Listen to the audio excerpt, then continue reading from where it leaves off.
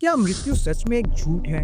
क्या हम सभी केवल एक शरीर तक ही सीमित हैं? या हमारा अस्तित्व का कोई गहरा रहस्य छिपा हुआ है? भगवद गीता का ये श्लोक हमें एक ऐसी अनंत सच्चाई से परिचित करता है जो जीवन और मृत्यु को पूरी तरीके से बदल कर रख देती है। आज हम भगवद गीता के ऐसे 3 श्लोक को समझने का कोशिश करेंगे जो मृत्यु के बारे में सोच को बदल कर रख देगा। तो शुरू करते हैं पहला श्लोक से, जो भगवद गीता के दूसरे अध्याय में श्री कृष्ण कहते हैं, हे अर्जुन, तू न शोक करने योग्य मनुष्य के लिए शोक करता है और पंडितों के वचनों को कहता है, परंतु जिनके प्राण चले गए हैं उनके लिए और जिनके प्राण नहीं गए हैं उनके लिए भी पंडित जो शोक नहीं करते। इस श्लोक में भगवान श्री कृष्ण अर्जुन को जीवन के गहरे सत्य से परिचित कराते हैं। वो कहते हैं, अर्जुन, तुम उन चीजों के लिए शोक कर रहे हो जो शोक के योग्य नहीं है। तू विद्वानों जैसे वचन तो बोल रहा है, परंतु सच्चे ज्ञानी ना जीवित के लिए शोक करते हैं और ना ही मृत के लिए शोक करते हैं। लेकिन इस बात का मतलब क्या है? चलिए इसे समझने की कोशिश करते हैं। भगवद गीता हमें सिखाता है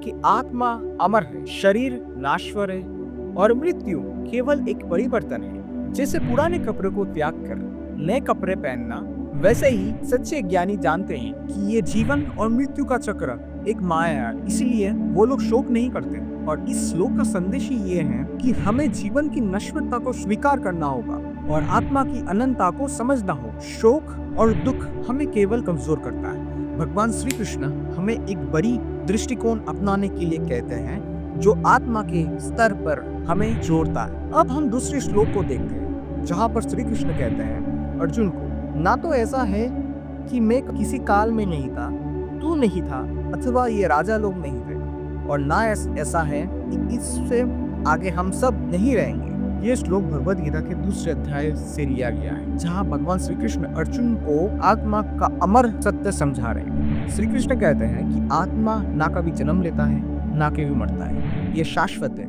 अजय है, अमर है। यहाँ श्री कृष्ण एक महत्वपूर्ण बिंदु पर प्रकाश डालते हैं। वो कहते हैं कि ये शरीर नाशवान है, लेकिन आत्मा अजर अमर है।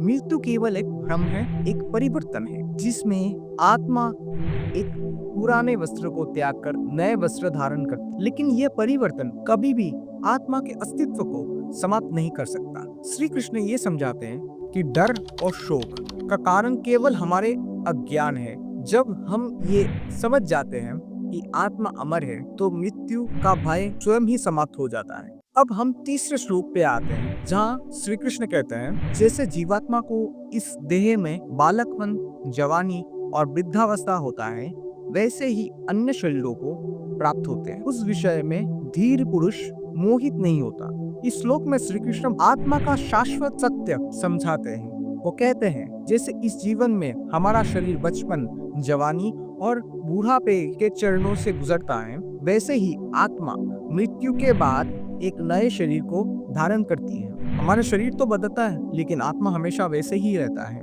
आत्मा जन्म और मृत्यु के चक्र से पार है। मृत्यु केवल एक पुरानी पोशाक को त्यागने और एक नए पोशाक को धारण करने जैसा है। ये जीवन, मृत्यु और पुनर्जन्म का रहस्य चक्र आत्मा के अनंत यात्रा का हिस्सा है। मृत्यु का अर्थ अंत नहीं, बल्कि एक नया आरंभ का संकेत है। तो अगली बार जब भी आप मृत्यु के बारे में सोचें, तब इस शाश्वत सत्य को याद रखें कि आत्मा अमर है और मृत्यु केवल एक नया आरंभ है। अब क्या आप इस गहरी सच्चाई को अपने जीवन में उतारने के लिए तैयार हैं? अपने विचार नीचे कमेंट सेक्शन में जरूर बताइए और हमें बताइए कि भगवद गीता का ये संदेश आपको कैसा लगा। जब भी जीवन में चुनौतियां आए और हम किसी को खो दें, ये याद रखें कि आत्मा अमर है और सच्ची ज्ञान हमेशा हमें शोक से ऊपर उठने में हेल्प करता है। और अगर आपको ये वीडियो पसंद आया है तो इस वीडियो को शेयर करें ताकि ये ज्ञान हर किसी तक पहुंचे। और अगले वीडियो में हम गीता का एक दूसरे अनमोल श्लोक पे चर्चा करेंगे। धन्यवाद।